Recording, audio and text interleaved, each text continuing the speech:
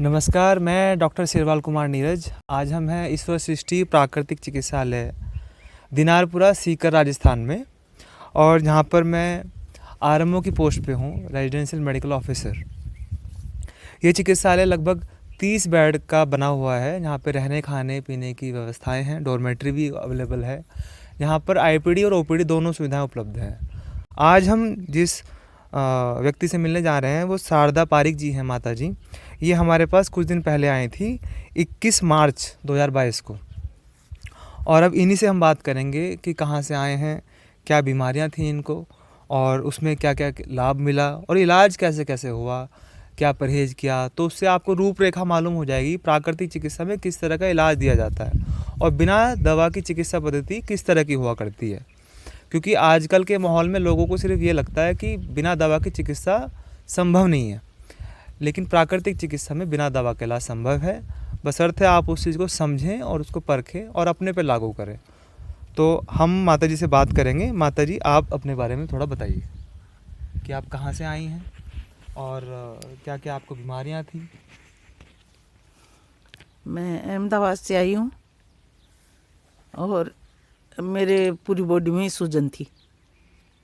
यहाँ आने के बाद में इलाज लिया ना शुरू किया, पहले दिन से ही थोड़ी बॉडी की सूजन उतरने लग गई, तो मेरे को फ़ायदा मिला है जी।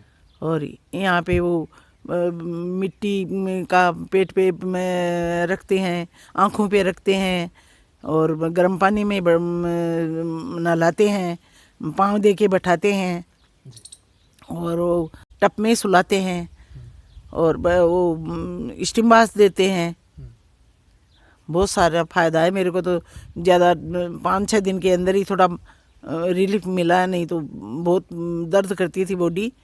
अब थोड़ा दर्द भी कम हुआ है जी। जैसे गैस बनती थी आप? हाँ, गैस बनती थी, यहाँ आने के बाद में नहीं बनी। खान पान यहाँ का बहुत अच्छा है। और नींद नहीं आती थी? जैसे नींद नहीं आती थी, वो भी आने लग गई। जी। बीपी हाई रहता था? बीपी हाई रहता, नॉर्मल है। जी जी।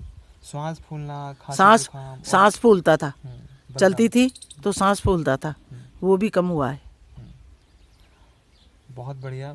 माता जी का ये अनुभव है, इससे हम जान सकते हैं कि बिना दवा की चिकित्सा पद्धति किस तरह से लाभ देती है। प्राकृतिक चिकित्सा में मिट्टी, पानी, धूप, हवा, आकाश, इन 5 महाभूतों से इलाज दिया जाता है। और ये 5 महाभूत दुनिया की सबसे बड़ी दवाइयाँ हैं, लेकिन हम इसको दवाइयाँ नहीं मानते, इसको हम नेगलेक्ट कर देते हैं, इसको अनदेखा कर देते हैं। ऐसा लगता है कि ये तो ऐसे ही है, और हम उन दवाइयों के पीछे रहते हैं हमेशा बीमारियों को ठीक करने के लिए जो इंसानों ने बनाई है। तो प्रकृति के जो अनमोल खजाने हैं उनका लाभ लेना चाहिए। और अभी हाल फिलहाल में जितने भी लोग हैं जिनको छोटी मोटी बीमारियां हो जाती हैं, बड़ी बीमारियां हो जाती हैं, एक्यूट डिजीज़ और क्रॉनिक डिजीज़ दोनों में ही प्राकृतिक चिकित्सा काम करती है। शुरू में तो प्रकृति हमेशा समझाने का प्रयास रखती है।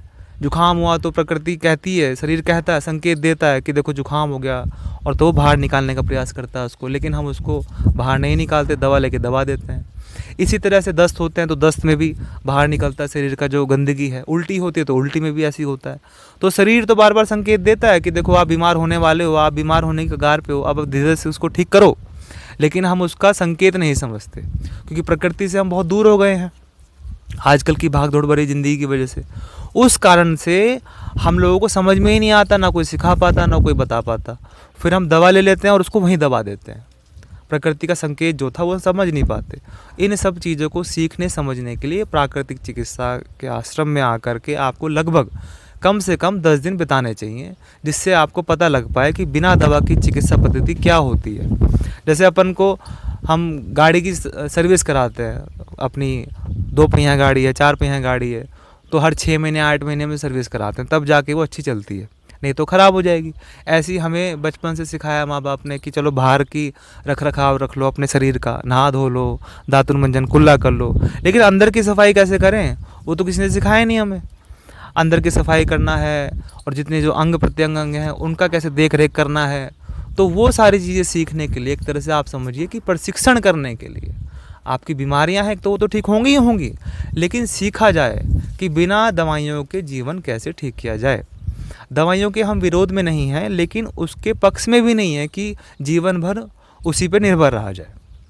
तो ये सब समझने का आप सब प्रयास करेंगे, ऐसा मैं आपसे उम्मीद रखता हूँ। और यहाँ पे ईश्वर सृष्टि प्राकृतिक चिकित्सालय अनुसंधान संस्थान दिनारपुरा सीकर राजस्थान में ये सब सुविधाएं उपलब्ध हैं।